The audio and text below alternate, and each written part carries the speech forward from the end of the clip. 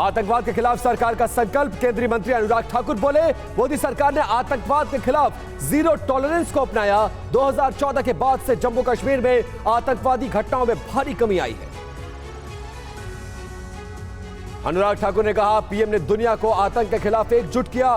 मोदी सरकार के आने के बाद पूर्वोत्तर के राज्यों में घुसपैठ की घटनाओं में 80% तक की कमी आई है। अनुराग ठाकुर ने राहुल गांधी पर निशाना साधा, पूछा चीन से फंडिंग मामले पर चुप क्यों है राहुल गांधी। राहुल सिर्फ सेना पर सवाल उठाते हैं। यह 1962 का भारत नहीं है, यह 2022 का भारत है। राजधानी दिल्ली के रामलीला मैदान में जुटना शुरू हो गए हैं किसान। आज केंद्र सरकार के खिलाफ निकालेंगे गर्जना रैली। अपनी 5 सूत्रीय मांगों को लेकर करेंगे प्रदर्शन। किसानों की रैली के चलते दिल्ली पुलिस ने जारी किया ट्रैफिक एडवाइजरी। ट्रैफिक के मद्देनजर सड़क कई बंद, कई रूट के डाइवर्ट। 50 से 60 हजार किसानों के जुटने का अनुमान।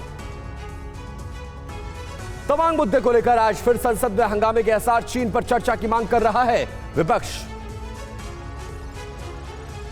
आज लोकसभा और राज्यसभा की बिजनेस एडवाइजरी कमेटी की बैठक। संसद के बचे शीतकालीन सत्र में होने वाले कामकाज पर होगी चर्चा। सीमा विवाद के बाद आज से कर्नाटक विधानसभा का शीतकालीन सत्र। बेलगावी में शुरू होगा कर्नाटक सुवर्ण विधानसभा सत्र। कई बिलों पर की जाएगी चर्चा।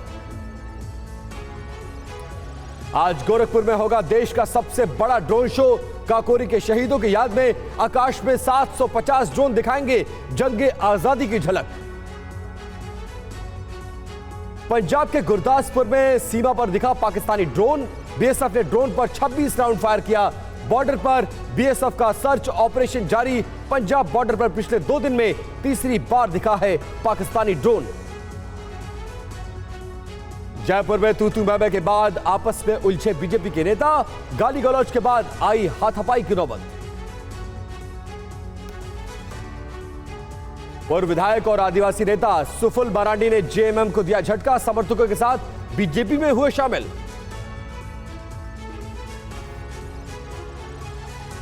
दिल्ली एसिड अटैक मामले में ऑनलाइन कंपनी फ्लिपकार्ट ने दिल्ली पुलिस को दिया जवाब। फ्लिपकार्ट ने कहा, आगरा की कंपनी ने 600 रुपए में 100 ml एसिड बेचा।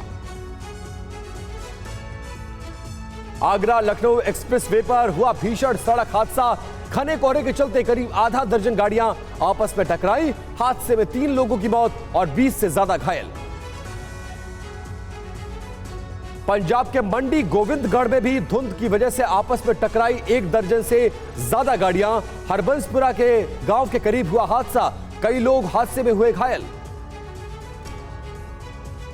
मुंबई के पास खपोली में एक कंटेनर और बस में जोरदार टक्कर। बारातियों को ले जा रही थी बस। तेज रफ्तार कंटेनर ने पीछे से मारी टक्कर। हादसे में 10 बाराती घायल। कोहरे की वजह से यूपी के उन्नाव में 2 ट्रकों में आमने सामने हुई भिड़ंत। एक्सीडेंट के बाद केबिन में फंसा ट्रक ड्राइवर। लोगों की मदद से पुलिस ने ड्राइवर को बाहर निकाला। अर्जेंटीना बना 36 साल बाद football world cup champion. Penalty shootout में फ्रांस को 4-2 से हराया। लियोनेल मेसी का वर्ल्ड कप जीतने का सपना हुआ पूरा। अर्जेंटीना ने तीसरी बार वर्ल्ड चैंपियन का खिताब हासिल किया। रूस यूक्रेन जंग के बीच सीआईए चीफ का बहुत बड़ा बयान। पीएम मोदी की वजह से टला परमाणु युद्ध। प्रधानमंत्री के विचारों से रूस अच्छी तरह से प्रभावित।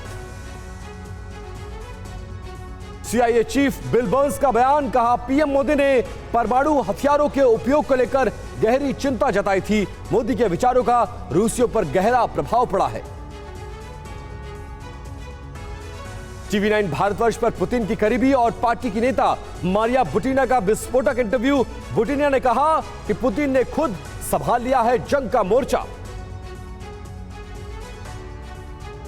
टीवी 9 भारतवर्ष से मारिया बुटिना ने कहा कि रूस को पता है कि कब करना है परमाणु हथियार का इस्तेमाल। हर कीमत पर होगी रूस की जीत। वॉर जोन में पुतिन के मोर्चा संभालने का दिखने लगा असर। डोनेट्स्क पीपुल्स रिपब्लिक के याकोवलेका में रूसी फोर्स ने कब्जे का किया दावा।